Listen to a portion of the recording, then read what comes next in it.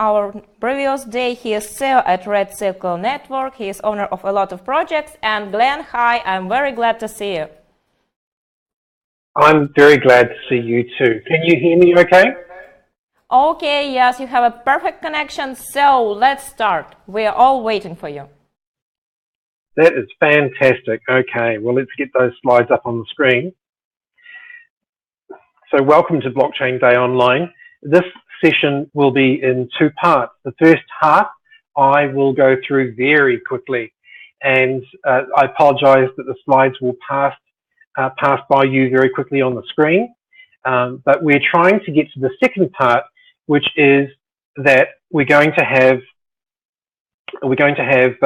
some people that we can speak to. Yasser Shakib, who has a ICO startup that he's just developing right now, will give us some real world feedback about what is happening. All right, so there we go.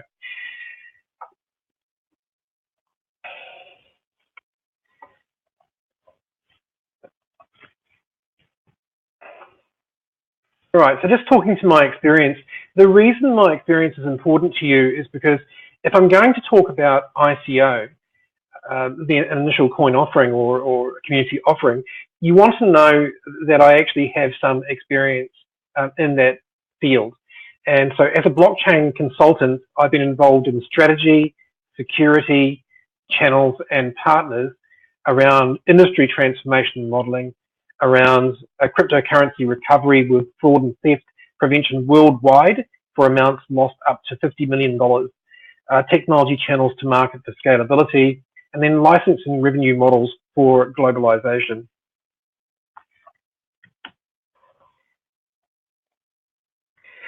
In terms of my real world projects, I'm involved in Red Circle Network, which is all about China. And tomorrow night I'll be talking about China with my business partner, Simon Young.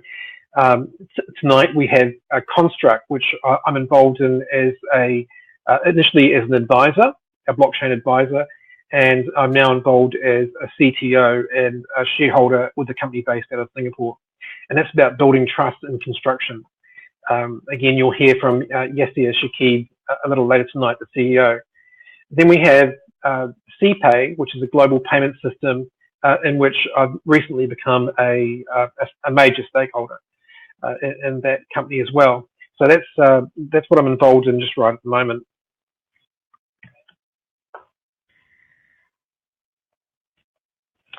So looking at how, this is our subject, how to come up with a great idea for an ICO. I want you to ponder that for a minute because it has to be great. So what does that mean?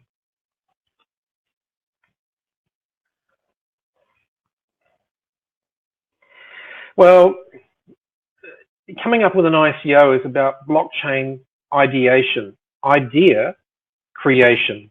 So I'll say that again, idea creation. But what does idea creation mean in blockchain? It means a business process. So you see here some icons for a box, a shopping cart, a barcode, a wallet, cryptocurrency coins or tokens, and then somebody moving a box, and then you see a chart going up for growth.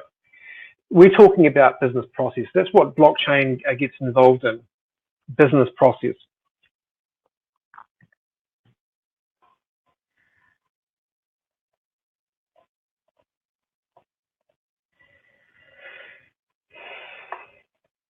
So business process optimization.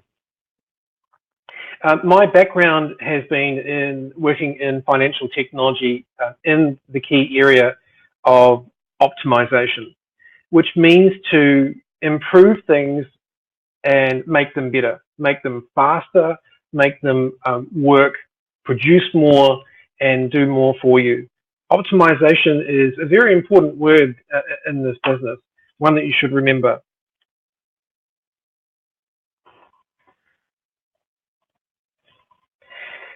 So my background in accounting and finance was with MYOB, a billion-dollar SaaS software as a service or cloud-based company where I was a partner evangelist in New Zealand.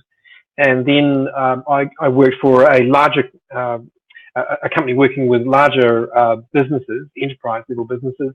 Attaché Software started off in New Zealand as a partner manager, moved up as a channel development manager, and then into the AU, that's Australia and New Zealand head of advisory, presiding over a technology to multiple channel partners across Australia and New Zealand. So international financial technology.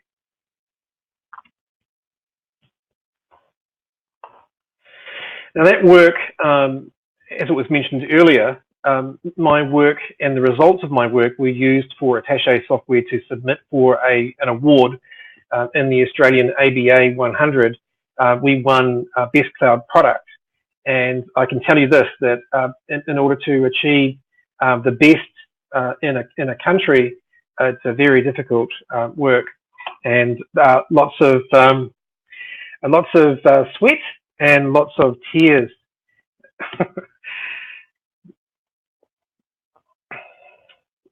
The results of that work were that we really delivered some value to Australian business.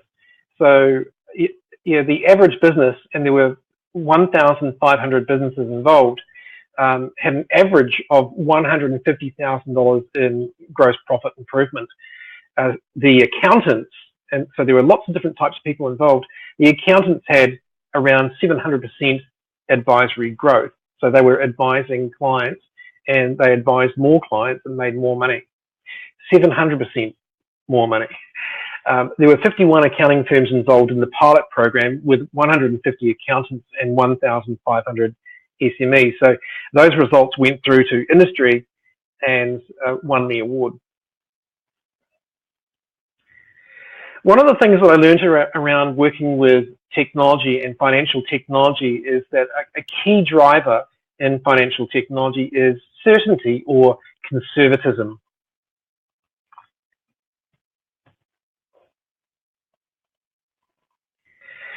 One of the things that we're experiencing at the moment, and we had this conversation about ethics of ICOs, is that we have a lot of ICOs that have failed to accommodate conservatism. They've come out with all kinds of crazy ideas about things they would do, but no way to make money.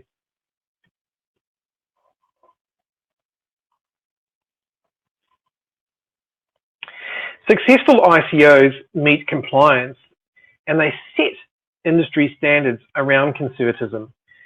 So let me say that again, they set industry standards around conservatism. They lead the way in their industry.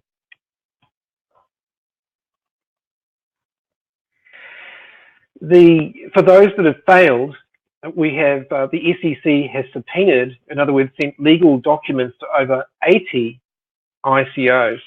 So that shows you that a lot are not real or are suspected of not being real. So to the next slide, the subpoenas came from the SEC offices in New York, Boston, and San Francisco from Jason Gottlieb, partner at Morrison Cohen, where he leads the cryptocurrency litigation team. So lots of not real ICOs. So here are some rules. Here are some things you need to do if you want to start up an ICO.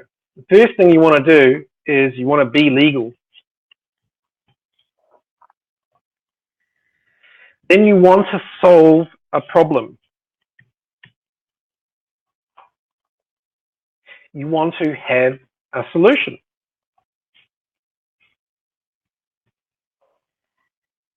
You want to be a giver to get. What that means is that if you give value to your stakeholders, whether that's a business-to-business partner or a business-to-consumer partner, if you give value to them, you will get value back to yourself.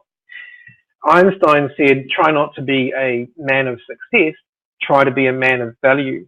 And so a key definition about whether an ICO is any good or not is, does it give value?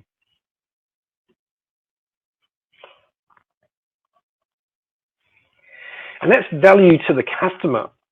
It's so important that the customer actually likes the productization or the services that the ICO has.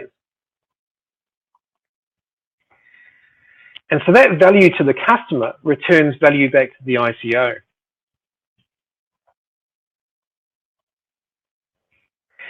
The ICO must have scalability, and what that means is it must have a large audience or a large customer base that it can grow to.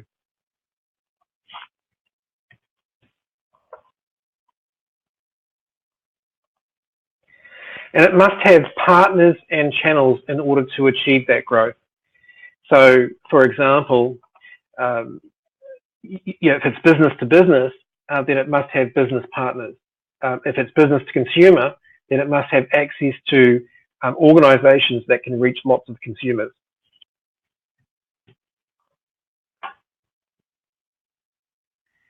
A leveraged business model is about using less to achieve more. It's that simple. So you can achieve leverage by, if you want to reach, say, 100,000 people, have one partner that can reach 100,000 people, and suddenly you'll be selling your products and services through that partner to 100,000 people. That's leverage. You must also, obviously, if you're an ICO, have a blockchain solution. So let's look at that for a second. The technical term for how blockchain is applied is called BaaS. So blockchain as a service.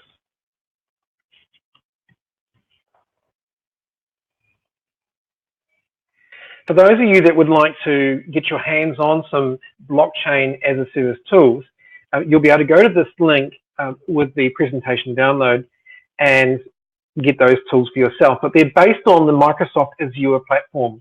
One of the exciting things about Microsoft Azure as a cloud platform is that the tools for blockchain development are built in.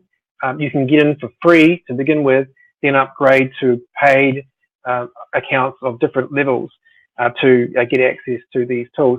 So the Microsoft system is fantastic. Within that system, you'll have access to Solidarity on the Ethereum blockchain, Hyperledger, and a couple of others. So the Microsoft system is a very, very good system for learning. And they also present case studies around, what can you use blockchain for in terms of industry transformation. So it's a very good source to go and learn more about your idea for your ICO. Another great place to go is the state of the dApps, which is the real smart contracts that have been created for the Ethereum blockchain. You will find all of the apps in that store. So it's a little bit like the Apple Store, the Apple App Store, or the Google App Store. It's the same thing, but it's just for smart contracts for blockchain.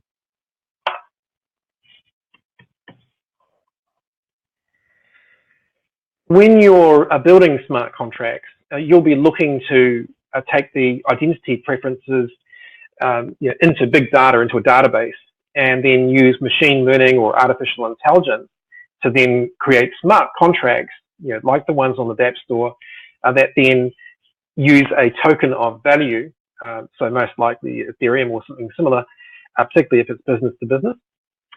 Then that will connect to the Internet of Things. And as you can see in the iconography of that page, there are lots of devices that can connect to the Internet.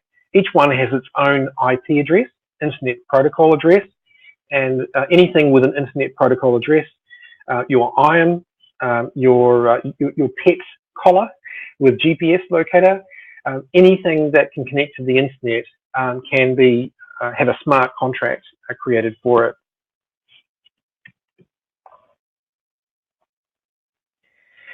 Let's just go back in time and look at software as a service to understand the application of business models to technology. One of the things that happened with software as a service was a new business value model. So the most important thing to know about technology, particularly the change to SaaS, software as a service, cloud technology, was that it completely changed the business value model. On this next slide, you can see this is something that I created when I was working for Attaché Software, around how we bring our technology stack. Stack means lots of different technologies are put together to create a final solution that can support company growth. And we had user experience design, we had customer experience design, or customer experience management that then flowed into value. However, the missing components around creating mass commercialization and growth were partner experience, that leverage business model of, do you have a channel partner to grow with? So an ICO must have a partner experience, and many do, because a distributed, decentralized ledger is going to connect to lots of people. And so in this space, we tend to see a lot more partner experience happening. And that PX discipline is something that I teach on and have created to make sure that the partners are experiencing value so that they can push clients through for the ICO. And then we have value experience, or VX, which is all about that each stakeholder must achieve a value that matters to them. And so, the customer must have a value that matters to them. The channel partner must have a value that matters to them, a profit. And of course, the ICO itself. And then there are disciplines around making sure that we manage that customer experience, and we have qualitative and quantitative metrics within an organization to deliver that value. So apart from the value model, we also have a new payment model. We moved from capital expenditure to operating expenditure. And this is important because right now, when you look at these words, they probably don't mean very much to you. But when I look at them, I think about all the businesses in the world.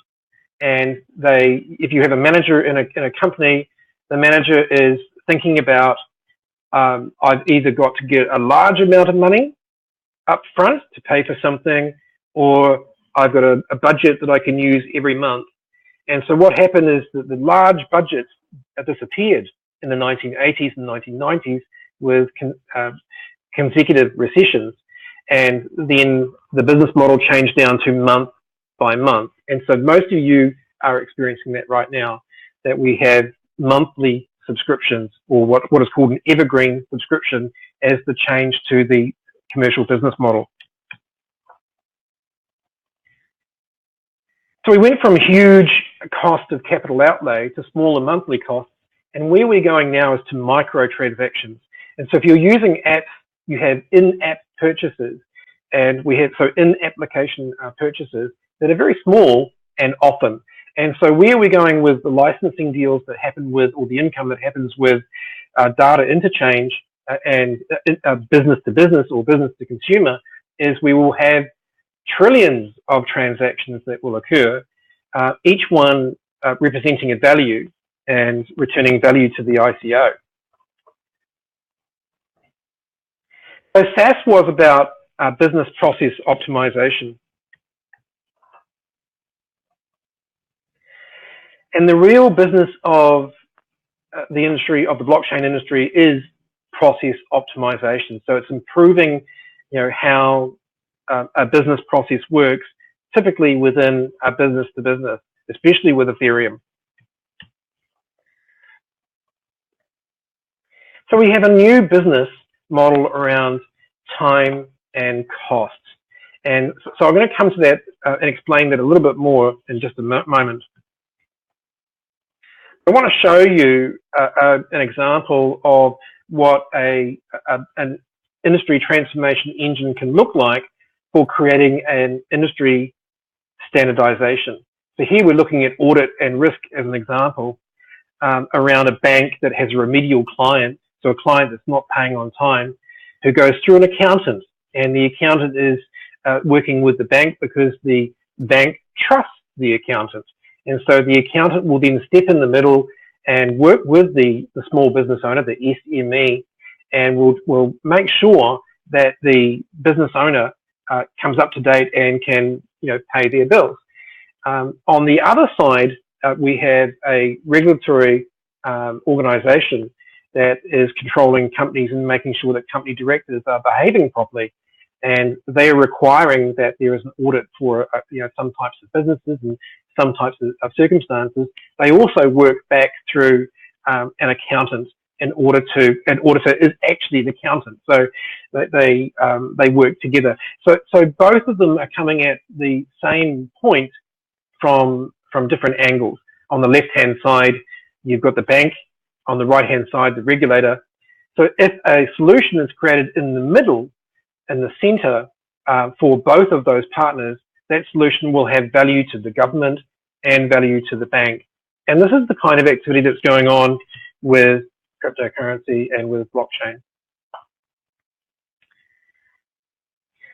So we're also moving from slow physical mail. So in the old days, and I come from the old days, we had slow physical mail, and then it became human resource intensive with cloud. And where we're moving to now is that we're going to have our systems fully automated.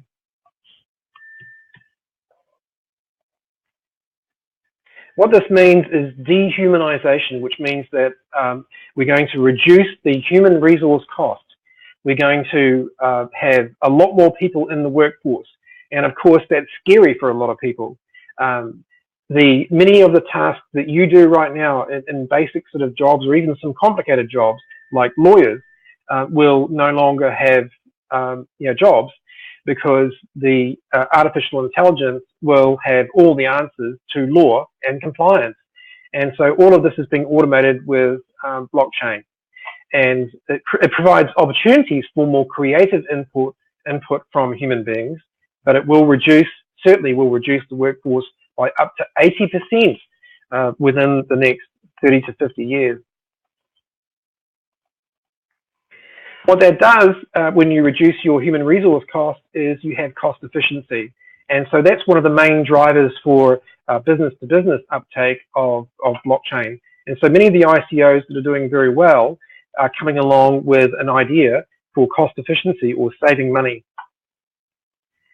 And that cost reduction obviously has bottom line value to organizations. So to get that cost reduction, they will spend a lot of money, millions of dollars.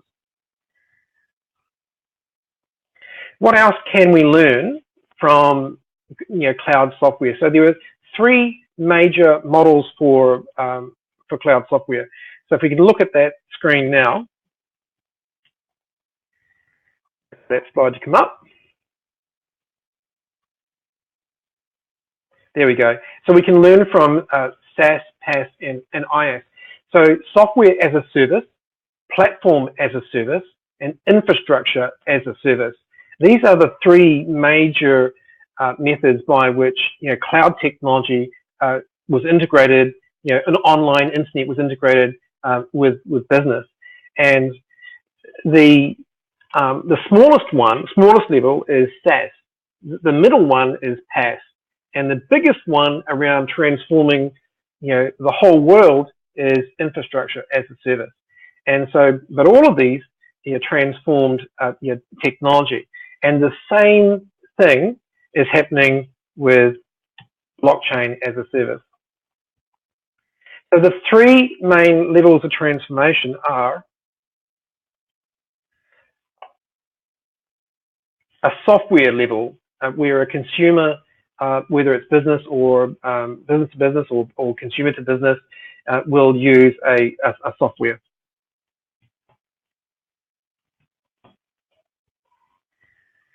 And then platform as a service.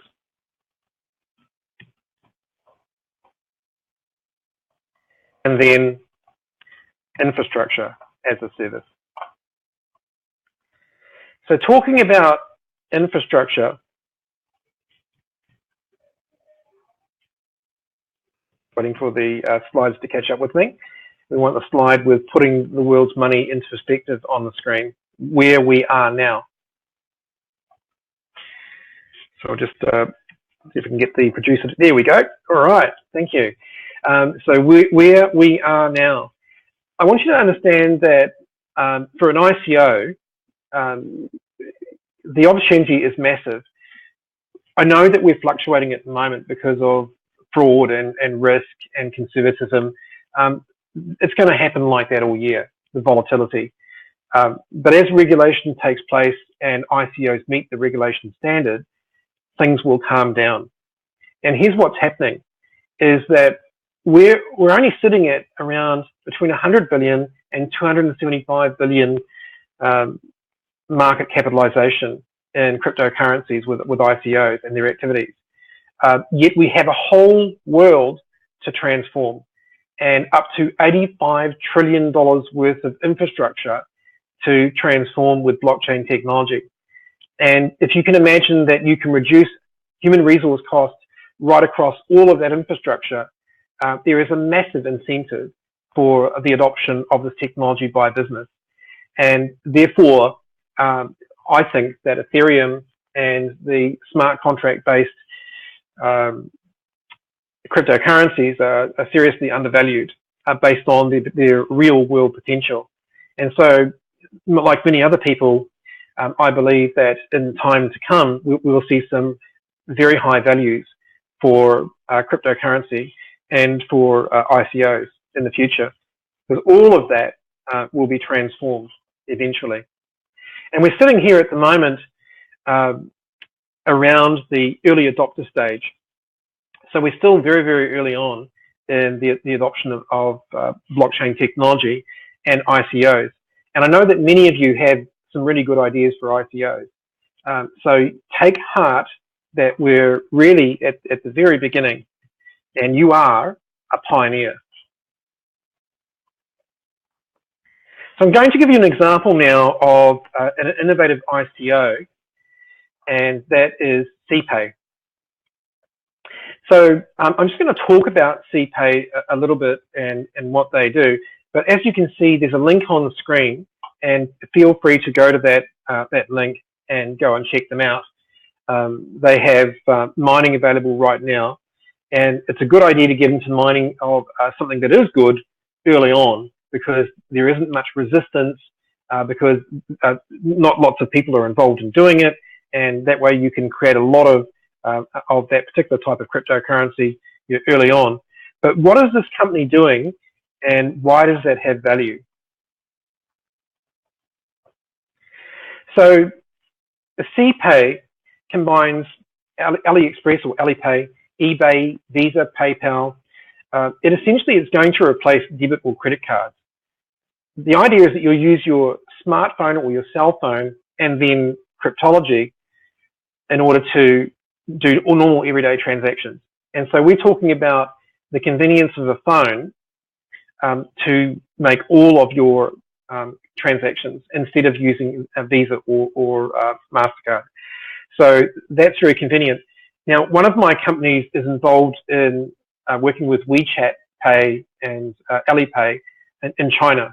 And in China, which adopted technology much later than us, they were able to bypass Visa and MasterCard altogether. And WeChat Pay is used on your mobile phone and with QR codes for almost all purchases.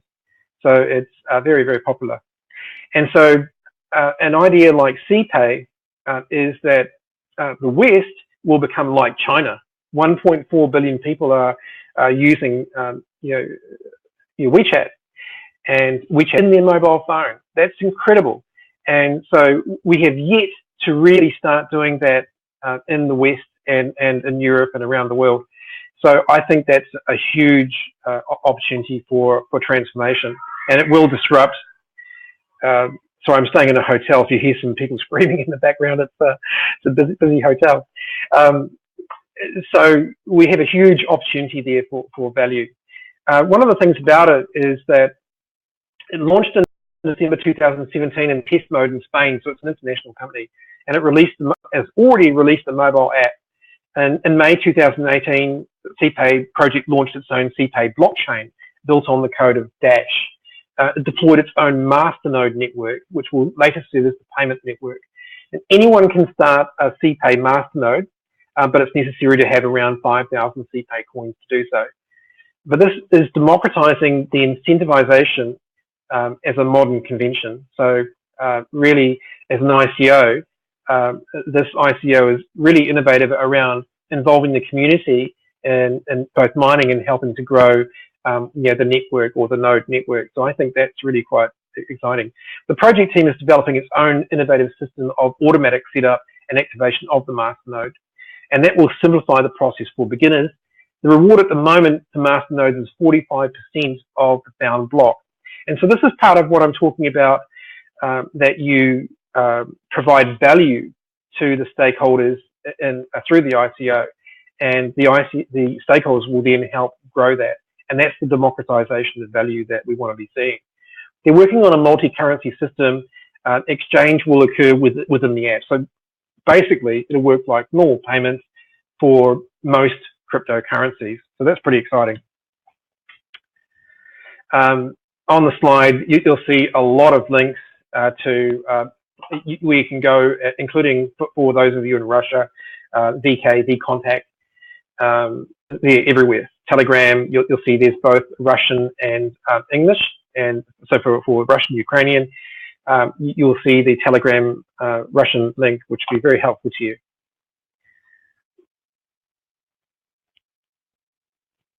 Okay.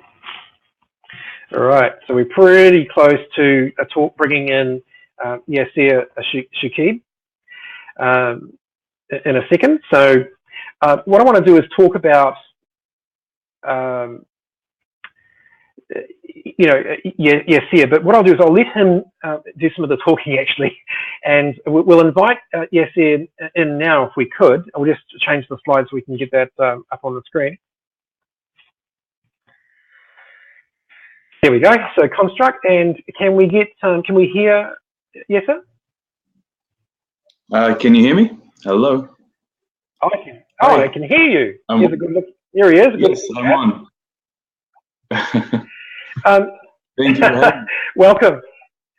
And you're in Auckland, New Zealand. And what time is it there for you at the moment? It is 3:10 a.m. right now, on a Saturday night. Wow. That's very late. Okay, the slide has gone right to the very end at the moment. We need to get the slide back to yeah, there we go. All right. If we can have it set on ICO setup case study.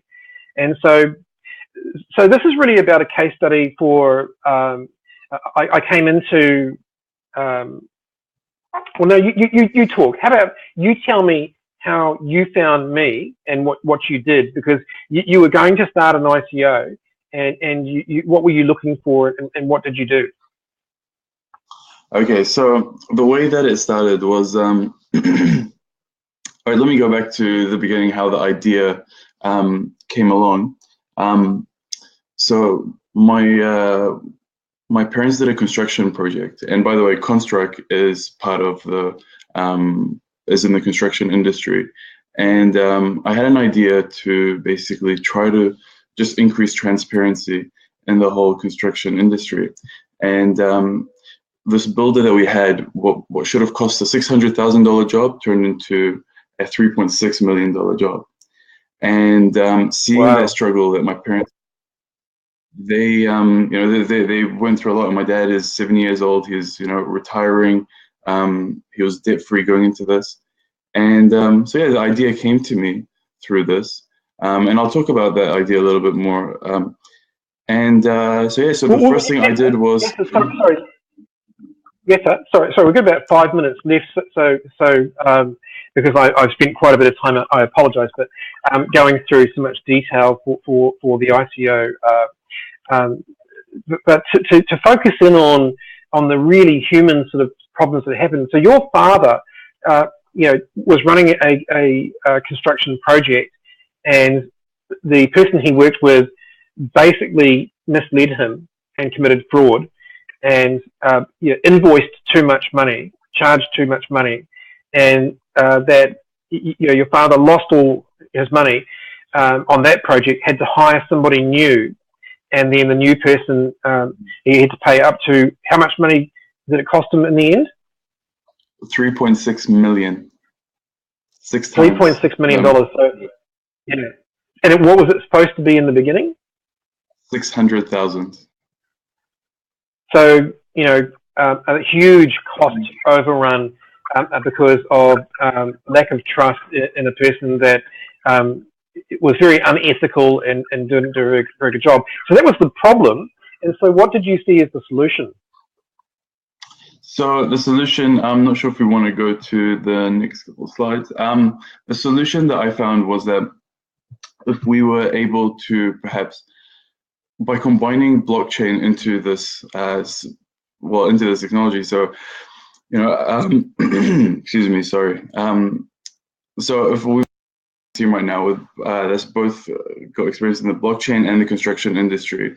When we know that there's all these rules right now, currently what we're seeing, the rules favor the builder and not the people like my dad. And so because we can't change those rules, what we can do is we can try to make sure that these builders never do what they will just, commit a new fraudulent acts. So what we found out that basically that the fraud industry, there's about $1.5 trillion that goes to fraud every single year in the construction industry alone. So that $1.5 trillion, let's let that sink in for a second. 75% of every single project will have some kind of fraud committed. So that means 3 out of every 4 projects, somebody is cheating or getting cheated on. And so that's where we come in.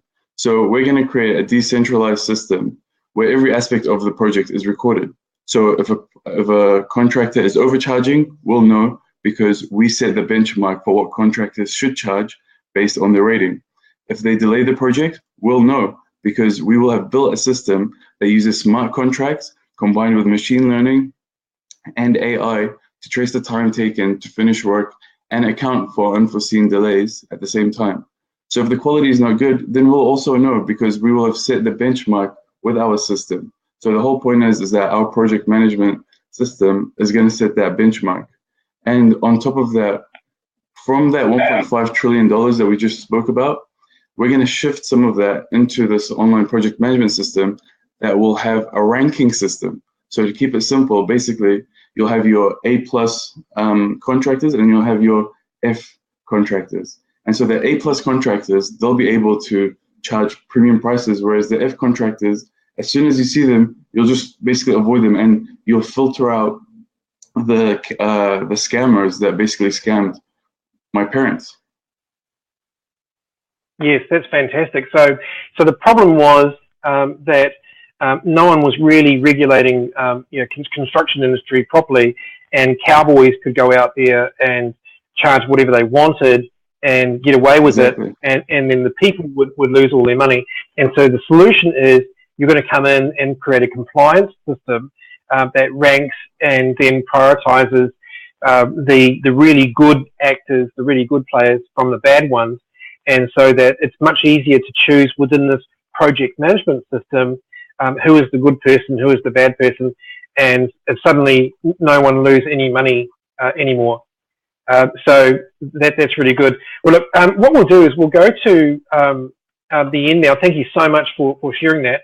There is a slide with a couple of QR codes.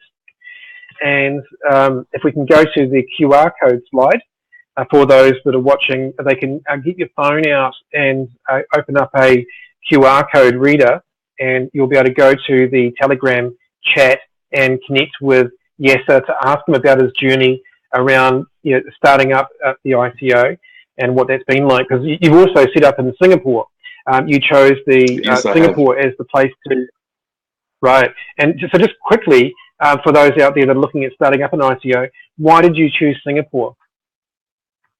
Well, basically, right at the start, I was lucky enough to have found you, Glyn, as my blockchain consultant, and so this is where I asked you because I've got the knowledge in the construction industry, but not so much in the blockchain industry, and so you told me, out of all the countries in the world, Singapore is basically one of the only countries that have all their regulations set in place. So 5-10 years down the track, we don't get any surprises. And, I came from the background thinking that, I want to minimize the amount of taxes to pay, but not thinking about the regulations that could change because we're in such a fast changing environment. And, and by the way, so Glyn was my blockchain consultant, And then slowly and surely, I did manage to sway him, and I believe that he liked the project enough to come on board as a CTO and as a shareholder. So, in saying that though, Glyn is mine. So let's not try to steal him away from me. But yeah. So and basically setting it up in Singapore, the other advantage is that you comply with KYC and AML, because the rules and regulations there, you have to go through a series of hurdles to set up your company. And as soon as you set them up, and obviously as soon as you get past these hurdles, you're automatically compliant. So you don't cut any corners. We're fully legal basically right now because our company is set up there. And that's thanks to Glyn. Well, thank you. Yes, and I appreciate we've got more people coming along with more presentations to happen, and I really appreciate your sharing your journey. So I just want to circle back around to the beginning, because we said conservatism and trust. It's about having something of real value, solving a real problem, having a real solution, and then having a go-to-market strategy. And so Yasir has done his homework and worked with a consultant. It doesn't matter that that consultant was me.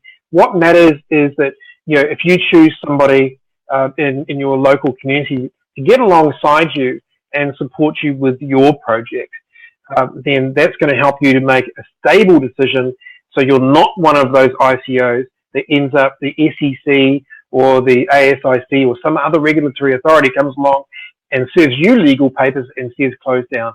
So that's the end of our session. If there is time for questions and answers, we are here to answer any questions and answers, or if you need to go to the next presenter, that's fine. But how are we going? Glyn, thanks a lot, Yasir. And we have a question for both of you. This question sounds like, how ICO investor handle with risk, and what atmosphere we need to create in our ICO project to make them sure that their invests are safe. Maybe you can add something. Yes, well, I think from my point of view, having been involved in financial technology projects up to $1 billion, working within the company at a strategic leadership level, I can tell you that you need the best predictor for future performance is past behavior. And so if you have people that have capability, have competency, that have skills, and they have a track record for working in your area, then people will look at that and they'll say, so if this good person likes to work with you, then you must be good. And I think that's important, is surround yourself with really good people, probably people that are much better than you at some things. And then people will take you seriously. What would you say to that, Yaffa? Definitely agree with that. I would say just make sure that you don't cut any corners. This is what I've learned right now, is that if you do try to, it's so easy for anyone to try to cut corners. And I'm not gonna lie, there's always that temptation to be like, I could just, but no, I've learned, from my experience in the construction industry, if you cut corners, you're gonna fail. And in saying that, try to surround yourself with smarter people, as Glyn was saying. Seek advice. There's absolutely nothing wrong with saying I don't know, and just getting that advice from people. And one last thing that we just didn't touch on is that we're actually providing a very special offer for people in this blockchain day event. So if you were to go to our Construct website, so that's construct.io, and you just register in the you click on the ICO button, the green one, and just register your details and just say that you heard from the Blockchain Day event, you will get a heavily discounted pre-ICO discount when we do want to launch, which is very shortly.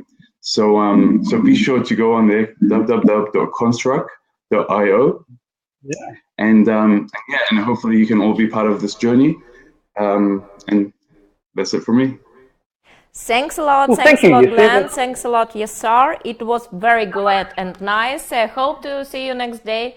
Okay, bye, and we move on. Well, Thank thank you. you. Thank you. Спасибо.